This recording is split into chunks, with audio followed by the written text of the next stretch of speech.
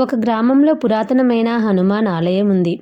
ఆ ఆలయం అతిపెద్ద ఆలయం. ఆ ఆలయంలో ఉన్న హనుమంతుడు అందరికీ శుభం చేస్తాడని అందరి నమ్మకం. ఒకరోజు చిరిగిన బట్టలు వేసుకున్న ఒక పెద్ద భక్తుడు ఆలయానికి వచ్చాడు. కళ్ళ నిండా భక్తి, మనసు నిండా రామనామం. కానీ అతన్ని లోపలికి రానివ్వలేదు. ఇతను లోపలికి రావద్దు అని అతన్ని బయటే నిలబెట్టారు. ఆ భక్తుడు ఏమీ మాట్లాడలేదు.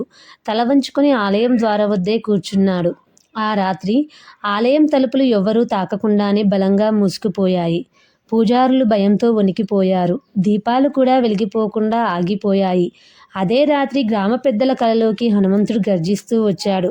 నా భక్తుడిని అవమానిస్తే నేను ఆలయంలో ఉండను. అతను బయట ఉంటే నేను లోపల ఉండను అని హనుమంతుడు చెప్పాడు. తెల్లవారేసరికి గ్రామమంతా గుడి ముందు చేరుకుంది. తలుపులు ఎంత ప్రయత్నించినా తెరుచుకోలేదు. అప్పుడే ఆ పేద భక్తుడిని గౌరవంగా పిలిచారు. అతను ఆలయం వైపు ఒక అడుగు వేయగానే తలుపులు వాటంతట అవే తెరుచుకున్నాయి. అందరూ ఆశ్చర్యంతో చూశారు, కళ్ళల్లో నీళ్లు. అప్పుడే వారికి అర్థమైంది, హనుమంతుడు విగ్రహంలో కాదు, నిజమైన భక్తుడు హృదయంలో ఉంటాడు అని. హనుమంతుడు అధికారం కాదు, అర్హత కాదు, కేవలం భక్తి మాత్రమే చూస్తాడు.